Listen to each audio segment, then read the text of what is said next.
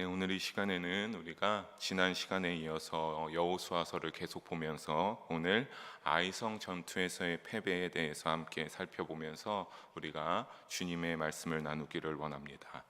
이스라엘은 여리고와의 전투에서 여리고를 어떻게 했습니까? 그들을 하나님이 알려주신 기상천외한 방법으로 손쉽게 여리고성을 정복하고 이제 끊임없이 가나안 중부를 장악하기 위하여서 그 이스라엘 백성들이 계속 진격하게 됩니다. 아마 이스라엘 백성들은 철옹성인 여리고성을 하나님이 함께 하시며 피 흘리는 일 없이 그들이 하나님이 시키신 대로 마지막에 큰 함성만으로 그들이 무너지는 그 성을 무너지는 그리고 그 성을 정복한 이스라엘 분위기는 어떠했겠습니까? 그들은 엄청난 사기를 충전하게 되며 이스라엘 군사들이 언제든지 우리는 승리할 수 있다, 반드시 가나안을 정복할 수 있을 것이란 그런 자신감들이 그들 가운데 굉장하게 고양되어져 있을 것입니다. 그러나 오늘 우리가 읽은 본문에서 그 고양되어진 모습과는 정반대로 이스라엘은 어떻게 했습니까? 그 고양된 자신감과 승리감에 도취된 모습과는 반대로 그들은 아이성과의 첫 번째 1차 전투에서 처참하게 패배하게 됩니다. 아이성을 향한 이 1차 공격이 실패로 마무리되었다는 점은 한마디로 이스라엘을 공포와 충격 속에 몰아넣게 된 사건이었을 것입니다. 그것도 그랬을 것이 이스라엘 백성들은 얼마 전에 어떻게 했습니까? 그 철옹성과 같은 여리고성을 두꺼운 성벽, 그것도 이중으로 갖추어져 있는 그 여리고성이 자신들의 함성 가운데 아주 언제 그렇게 철옹성이었던 것 마냥 무너져 내리는 그 모습을 보았던 그들이 이제는 하나님의 능력이 우리와 참으로 함께하며 하나님의 능력 우리는 계속 승승장구할 것이다 라고 했던 그들이 2-3천 명의 군사로 쉽게 정복할 수 있는 조그만 성읍인 아이성에게 패배하고 말았습니다. 오늘 저녁에 이 본문을 5절밖에 되지 않지만 이 이스라엘 백성이 패배해야만 했던 이유와 주시는 영적 교훈들을 본문을 한 절씩 살펴보면서 우리가 나누는 시간이 되기를 주님의 이름으로 소망합니다. 우리 먼저 1절을 다시 함께 한번 한 목소리로 읽어보도록 하겠습니다. 이스라엘 자손들이 온전히 바친 물건으로 말미암아 범죄하였으니 이는 유다 지파 세라의 증손 삽디의 손자 갈미의 아들 아간이 온전히 바친 물건을 가졌음이라. 아멘. 1절의 말씀을 알기 전에 사실 우리가 한 번 더 점검하고 짚어보고 가야 되는 말씀이 있습니다. 바로 하나님이 여리고성을 정복할 때 이 이스라엘에게 명령하시고 그러면서 성취된 언약이었는데 그건 바로 하나님께서 어떻게 하라고 명령하셨는지를 잘 보여주고 있는 대목입니다. 바로 여호수아 6장 24절의 말씀인데 이스라엘이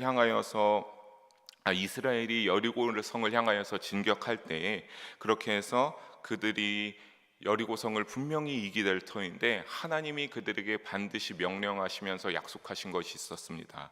무엇입니까? 24절에 보게 되면 그곳의 모든 가축이나 사람은 전부 다 멸절시키고 거기에 있는 은, 금과 동철기구 모든 것은 여호와의 집 곳간에 두어야 한다라고 하는 하나님의 명령이자 이스라엘 백성들과의 언약이 체결되었습니다.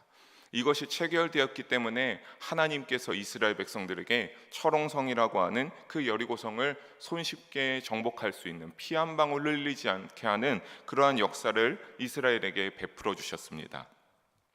그러니까 우리가 이 부분을 다시 한번 되짚어보면 그곳의 모든 가축이나 사람은 멸하는데 금은과 동철기구는 따로 구별하여서 누구도 취하지 말고 여호와의 집 곳간, 그러니까 그 성막에 하나님께서 저장해야 된다라고 말씀하신 것, 그것은 이 금은 동철기구에 대한 소유권은 여호와의 곳간에 들어가는 것이니까 그 주장하고 주인이 되는 것은 그때부터 누가 되는 것입니까?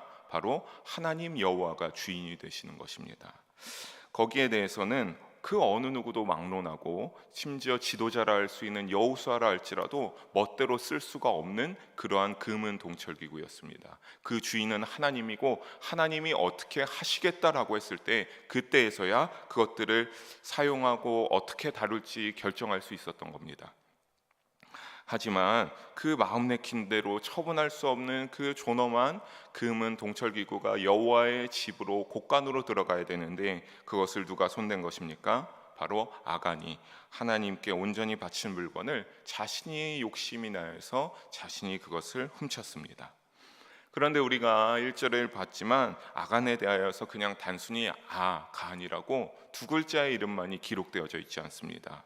우리가 다시 보게 되면 유다 지파 세라의 증손 삽디의 손자 갈미의 아들 아간이라고 그 계보까지 아주 상세하게 자세하게 기록되어져 있음을 우리가 볼 수 있습니다.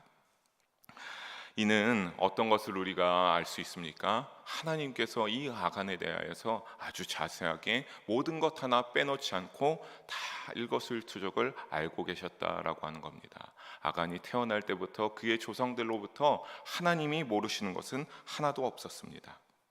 이스라엘 백성들 어느 누구도. 그런데 하나님께서는 이렇게 아간의 범죄를 다 세밀하게 보고 있었지만 오늘 본문에 보게 되면 이스라엘 백성 어느 누구도 범죄 행위, 아간의 이 행위를 아무도 알지 못하는 상황입니다.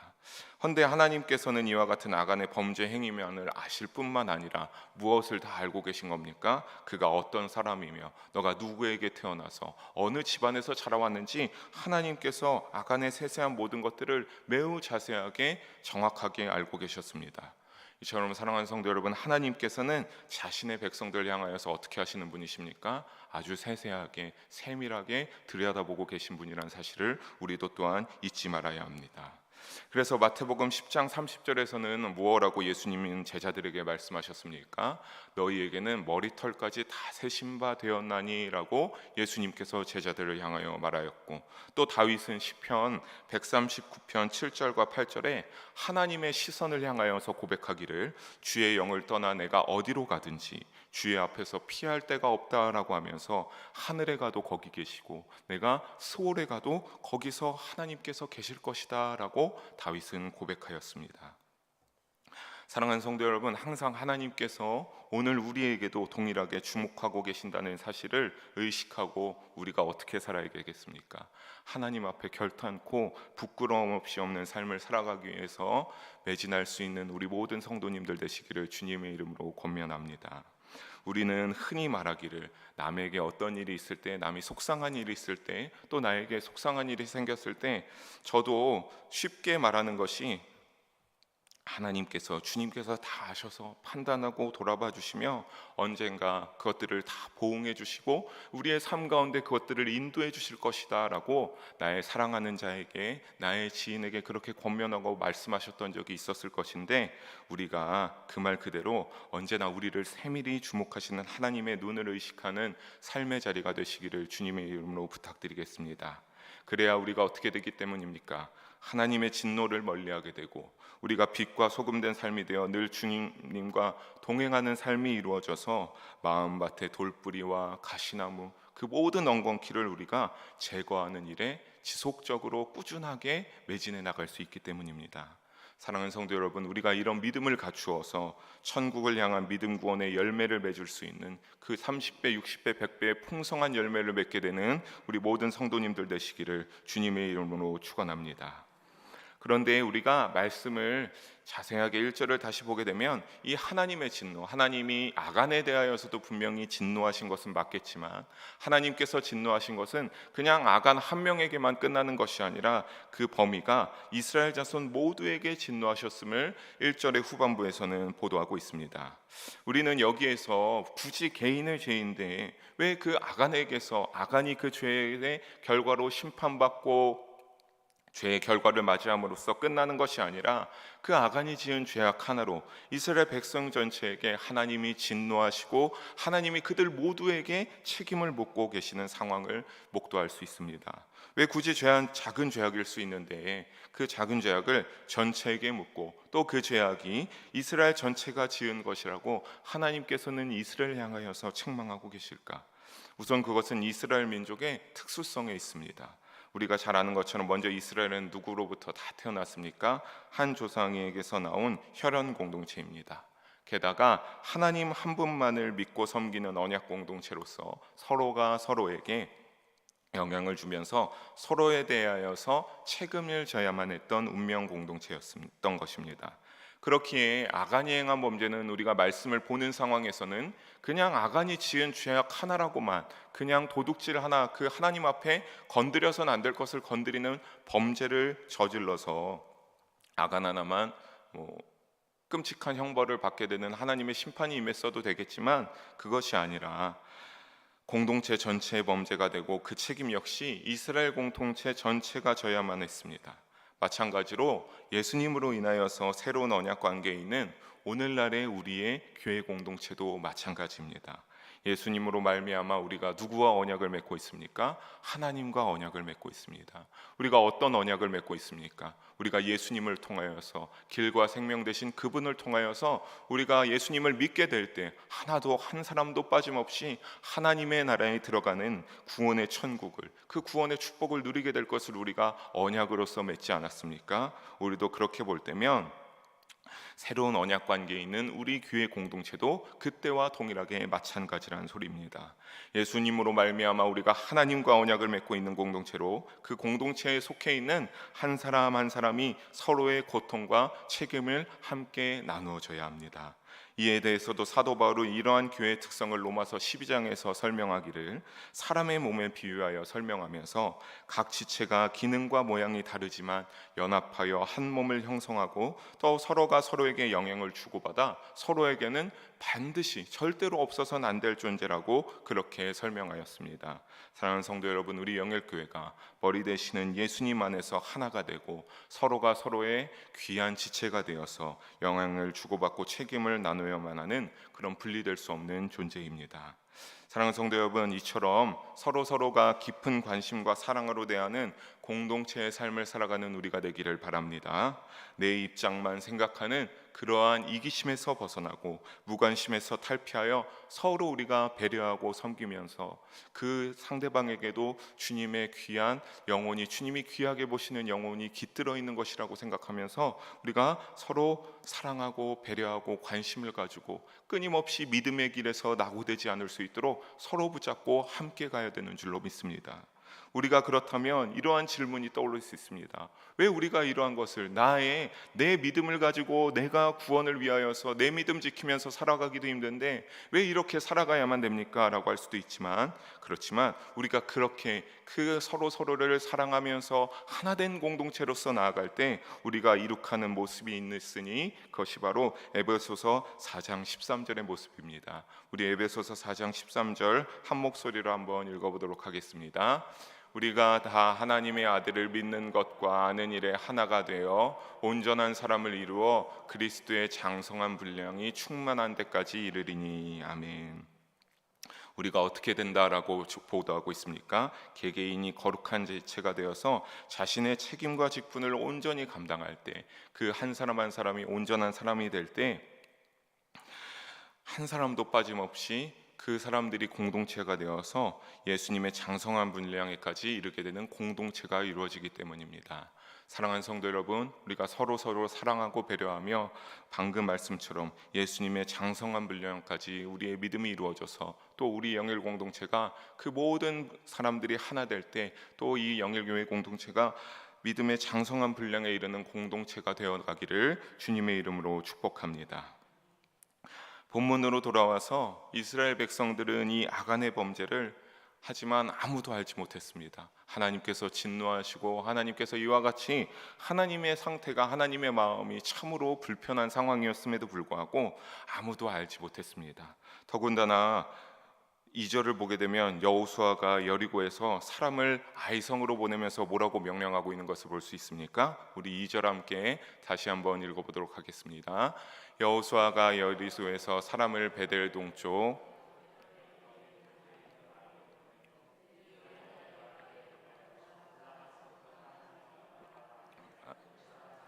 나가서 아이를 정탐하고. 아멘.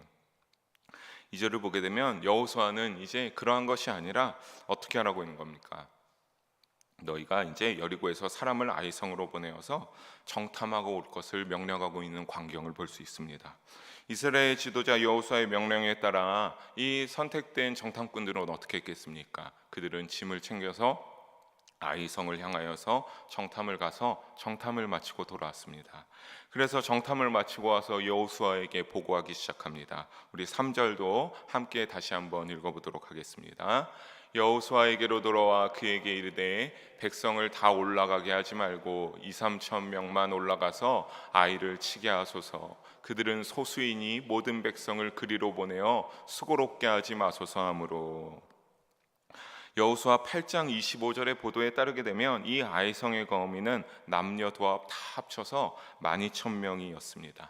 그러니까 우리가 이 12,000명이라는 숫자에서 그 가운데 있는 여자, 어린아이, 노인을 제외하고 상당히 보면은 막상 전쟁에 임한다고 하는 사람의 숫자는 크게 있지 않아야 합니다.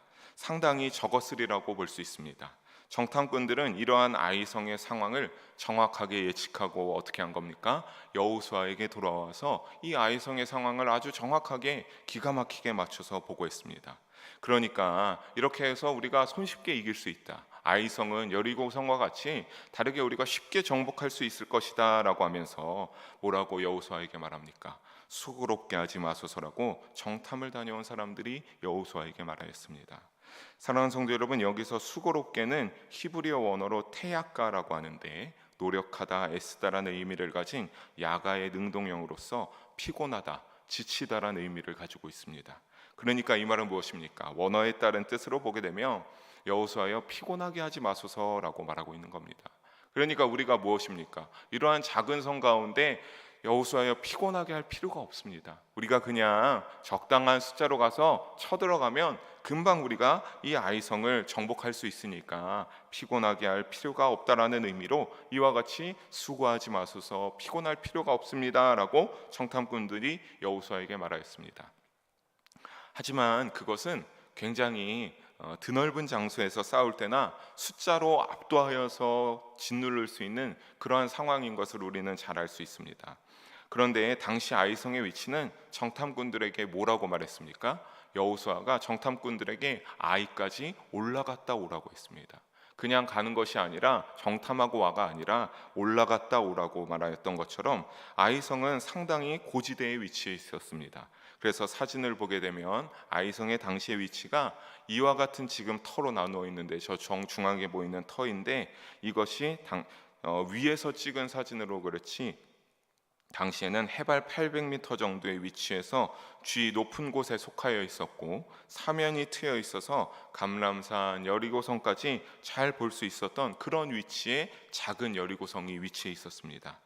더군다나 여기에서 지속적으로 오래 살아왔던 자들이니까 얼마나 이 산 고지의 그 지리를 너무나도 이 아이성 사람들은 잘 알고 있지 않았겠습니까? 그렇게 사실 단지 이들의 수가 적다는 이유만으로 아이성 정복이 쉬울 것이라고, 그러니까 적당한 수로 쳐들어가면 반드시 이길 것이라도 하는 그런 정탐꾼들의 판단은 참으로 아니라고 경솔한 생각이었습니다. 하지만 우리가 말씀을 이어서 보게 되면 정탐꾼들의 보고는 가감이 없이 그냥 그들의 보고대로 승인이 났던 것으로 보입니다. 그래서 4절에 보게 되면 3,000명쯤이 어떻게 했습니까? 아이성을 정복하기 위하여서 올라갔으나 그들이 당연히 그 고지에 800m 되는 고지에 2-3천 되는 고지로 열심히 올라갔으나 어떻게 됐습니까? 불리해진 전세에 아이 사람 앞에서 도망하기에 바빴고, 이어서 우리가 5절을 보게 되면 36명의 전사자를 내고 그들은 도망치기에 급급한 그들의 모습을, 패배하는 모습을 볼 수가 있습니다. 그런데 우리는 5절에 보게 되면 이스라엘 상태가 어찌 되었는지 주의 깊게 살펴봐야 됩니다.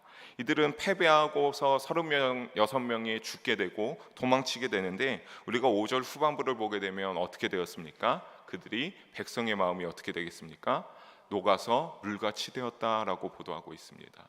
우리가 이 부분을 여호수아를 보면서 이전에도 살펴봤던 적이 있습니다. 바로 여호수아 2장과 5장에서 나왔던 표현으로서 가나안 족속들이, 이스라엘 백성들이 요단강이 저기에서 벽을 이루고 갈라져서 땅이 드러나서 이스라엘 백성들이 이 요단강을 건너오는 모습을 보고 그 가나안 여리고성의 거민들이 다 마음이 녹아서 물 같아지고 이들을 두려워하기 시작하고 하나님을 두려워하기 시작했던 그 표현을 우리가 봤습니다. 그런데 지금은 반대로 무엇입니까? 지금은 그러한 것이 아니라 오히려 반대로 이스라엘 백성들의 마음이 녹아서 물같이 되었다라고 오늘의 본문에선 보도하고 있습니다. 그들이 아이성에 패배한 것도 모자라 이제는 어떻게 된 것입니까? 마음이 녹아 물같이 된 것은 하나님이 함께 하시지 않았기 때문입니다. 분명 그 원인에는 우리가 이전에 본 것처럼 1절에 보도한 것처럼 아간이 지은 그 하나님의 것을 손댔던 그 것에도 분명히 범죄도 포함됩니다. 하지만 우리가 다시 한번 7장 1절부터 5절을 가만히 보게 되면 우리가 지금까지 여호수아가 여리고 요단강을 건널 때나 여리고성에 무엇이든지 할 때 보면 늘 하나님께 기도하는 순간들이 있었고 늘 하나님의 음성을 듣는 순간들이 있었고 그 하나님의 음성대로 철저하게 하나도 빠짐없이 순종하여서 하나님의 뜻에 맞게 행하는 그러한 여호수아의 모습과 이스라엘 백성들의 모습이 있었는데 오늘 우리가 읽은 본문 1절과 5절까지의 본문 가운데서는 단 한 구절도 하나님이 지시하는 구절이 없고 하나님께 여호수아가 도움을 구하는 구절이 없고 그냥 여호수아도 그 승리감에 도취되어서 이 정도면 정탐꾼들의 말대로 되겠지라고 하는 그 안일함에 빠지고 경솔한 것이 여호수아에게까지 빠져서 그냥 자신들 멋대로 결단하고 아이성을 향하여서 진격했던 것을 우리는 알 수 있습니다. 죄악은 누룩과 같이 퍼진다는 그 말처럼 여호수아에게까지 그렇게 신실했던 하나님께 도움을 구하고 어떤 결정의 순간들마다 하나님 앞에 의지하고 하나님께 기도했던 여호수아가 오늘 이 아이성 전투를 앞두고서는 너무나 여리고성의 승리에 도취되었는지 단 한순간도 하나님께 의지하지 않고 하나님을 생각하지 않았던 것을 우리는 알 수 있습니다. 그래서 우리는 결국 이들이 무엇에 빠진 것을 알 수 있습니까? 그들은 여리고성의 승리에 도취된 나머지 하나님이 함께 하셨던 사실과 은혜가 있던 사실을 망각하고 어떻게 된 것입니까? 자기들의 능력과 지혜로 얻은 것처럼 교만하고 자만의 죄악이 그들에게 틈타 있음을 우리는 엿볼 수가 있습니다. 사랑하는 성도 여러분, 우리는 여기서 두 가지 영적 교훈을 얻을 수가 있습니다. 첫째는 무엇입니까? 우리 함께 한 목소리로 읽어보겠습니다. 하나님의 은혜를 잊게 되면 교만과 자만함의 죄악에 빠지게 됩니다. 왜냐하면 우리가 하나님의 은혜로서 살아왔다, 하나님께 참 감사할 것들이 돌아보면 많은데 우리가 끊임없이 돌아보고 의식하지 않으면 어느 순간 하나님의 자리에 내가 꿰차고 들어가서 나의 지혜와 나의 능력으로 내가 이만큼 이루어 놓은 것을 내가 그것을 잘 그렇게 자랑하고 하나님의 자리에는 어느샌가 저 뒤편으로 치워져 있고 내가 왕이 되어서 하나님께 감사함이 아니라 내 힘으로 내 잘난 맛에 되었다라고 하기 때문입니다. 사랑하는 성도 여러분, 하나님의 은혜가 아니라 내 능력과 지혜로 이루었다 생각하니까 결코 하나님에게 겸손하고 순종할 수가 없습니다. 하나님의 은혜를 알고 늘 감사하는 마음을 가져야지 겸손할 수가 있습니다. 그래서 하나님께서 뭐라고 말씀하셨습니까? 너희가 범사에 감사하라. 그래서 쉬지 말고 기도하라는 것도 그러한 의미에서 하나님이 그렇게 말씀하신 우리에게 영적인 의미가 아닌가 우리는 여기에서 함께 생각해 볼 수 있습니다. 하나님의 은혜를 알지 못하면 그것은 진정한 겸손이 아니라 또 겸손을 한 척처럼 하는 것도 겸손을 가정한 교만과 자만임을 우리는 잊지 말고 주의해야 될 줄로 믿습니다. 그래서 사도 바울은 고린도전서 15장 10절에서 내가 나된 것은 하나님의 은혜로 된 것이고 내가 열심으로 했으나 내가 한 것이 아니라 결국 오직 함께 하신 나와 한 번도 함께 하시지 않은 적이 없는 이 하나님의 은혜로 내가 지금까지 이러한 많은 선교의 이업들을 이룰 수 있었다라고 말하였습니다. 사랑하는 성도 여러분, 이것이 진정한 겸손인 줄로 믿습니다. 하나님의 은혜를 알고 그 은혜가 아니고서는 결단코 아무것도 아니었음을 인정하며 더욱 하나님의 은혜를 겸손히 의지하시기를 주님의 이름으로 축복합니다. 이것은 참으로 중요합니다. 왜냐하면 우리가 그렇게 겸손하고 하나님 앞에 의지하지 않을 때 어느 순간 제가 방금 전에는 그냥 내 능력으로 내 힘으로 되었다라고 하는데 그런 것이 점점 더 가증되다 보면 어떠한 현상이 이루어지느냐, 내 안에 받았던 은혜가 전부 다 소진되어져 버리고 내 안에 하나님을 향한 그 의지와 예수 그리스도를 향한 그 내 마음이 없어져서 목사님께서 말씀하셨던 그 마음밭의 비유처럼 어느새 돌뿌리와 건건퀴와 모든 것들이 자라나서 그 하나님의 모든 것들을 다 없애버리기 때문입니다. 그러니 우리는 늘 겸손하기 위해서 삶의 자리에서 믿음을 지키면서 힘낼 수 있는 우리가 되어서 겸손히 의지하는 믿음의 삶을 살아가시기를 주님의 이름으로 다시 한번 축복합니다. 둘째는 무엇이냐면 바로 진정한 위기는 하나님이 함께 하시지 않을 때입니다. 쉽게 이길 줄 알았던 아이성에 대패하게 된 것은 결국 무엇이 없었기 때문입니까? 하나님의 도우심이 없었기 때문입니다. 그들은 생각해 봅시다. 하나님이 만약에 이스라엘에게 함께 하시지 않으셨다면 그들이 애굽 1세대 이스라엘 백성들로부터 그 애굽에서 탈출이나 할 수 있었겠습니까? 그리고 홍해를 건너는 그 이적이 그들에게 임하였겠습니까? 또 2세대 이스라엘 백성들에게 하나님이 여전히 동일하게 잊지 않고 그 언약으로 함께 하시지 않으셨다면 여리고성의 거민들의 마음이 녹지 않았을 것이고 그들이 요단강을 그 놀라운 방법으로 건널 수가 없었을 것입니다. 그리고 여리고성을 기발한 방법으로 피 한 방울 흘리지 않고 아주 쉽게 정복할 수 있었던 것도 다 하나님이 함께 하시는 지혜이자 도우심이었습니다. 하나님이 함께 하시지 않고 하나님이 그들을 인도하시지 않았다면 그들은 아무것도 할 수 없었습니다. 사랑하는 성도 여러분, 우리도 하나님께서 우리를 외면하시고 우리와 함께하지 않으심을 우리의 삶 가운데, 우리의 믿음의 여정 가운데 두려워할 줄 알아야 합니다. 하나님께서는 언젠가 그렇게 다 많은 축복을 이루어졌음에도 우리가 아까 말한 그 첫째에서 이어지는 것을 보면 너희가 그렇게 그런 중에 너희가 교만하여지고 자만하여지고 너희가 나를 의지하지 않고 감사하지 않으면 하나님이 이룩한 것을 한순간에 다 무너뜨리는 분도 역시 하실 수 있는 분이 하나님이시기 때문입니다. 사랑하는 성도 여러분, 그래서 항상 하나님께서 우리를 떠나시지 않도록 진실하고 경건한 삶을 살아가시기를 주님의 이름으로 부탁드리겠습니다. 사랑하는 영일 성도 여러분, 말씀을 정리하면서 하나님의 자녀는, 하나님의 백성은, 그리고 우리가 예수님과 언약을 맺고 예수님을 통하여서 하나님 나라에 들어갈 수 있는 그 예수님과의 관계를, 언약을 맺고 있는 우리의 예수님의 제자된 자로서 살아가는 우리는 오직 하나님께서 함께 하실 때에만, 오직 예수님께서 그리스도 되심으로 우리에게 함께 하실 때만 우리가 능력 있는 존재가 될 수 있습니다. 우리의 기도가 응답받을 수 있습니다. 우리가 무엇이든지 의지하고 무엇이든지 도움을 구할 때 그때에서야 하나님이 함께 하시고 하나님이 인도하실 때 우리가 그것들을 다 응답받고 감사할 수 있다라고 하는 겁니다. 우리가 하나님이 함께 해주시지 않으면, 하지만 아무 능력도 없는 그냥 죄인일 뿐입니다. 지옥에 갈 수밖에 없는 죄인일 뿐을 잊지 말고 우리가 늘 하나님을 잊지 말고 예수님을 내 마음 가운데 모시고 살아갈 수 있는 그런 믿음의 여정이 되시기를 바랍니다. 우리도 그렇지 않으면 이스라엘 백성들처럼 아무리 작은 대적에게도 이길 수가 없는 무능하고 연약한 존재로 전락해버릴 수 있기 때문입니다. 이를 마음에 새기고 늘 하나님의 뜻에 철저하게 순종하며 하나님이 함께 하시고 살아갈 수 있는 우리 모두가 되기를 주님의 이름으로 간절히 축원합니다. 기도하시겠습니다. 사랑의 하나님 아버지, 오늘도 부족한 자를 통해 귀한 말씀을 나누게 하심을 감사합니다. 하나님, 언제나 이 아이성 전투에서 패배를 이룰 수밖에 없었던 이스라엘의 모습이 우리에게도 일어날 수 있음을 경계하는 그런 영적 교훈이 되게 하여 주시옵소서.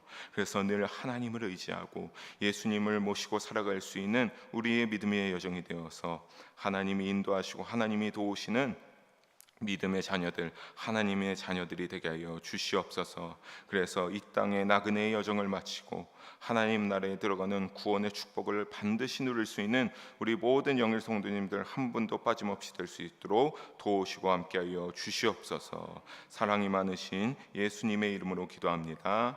아멘.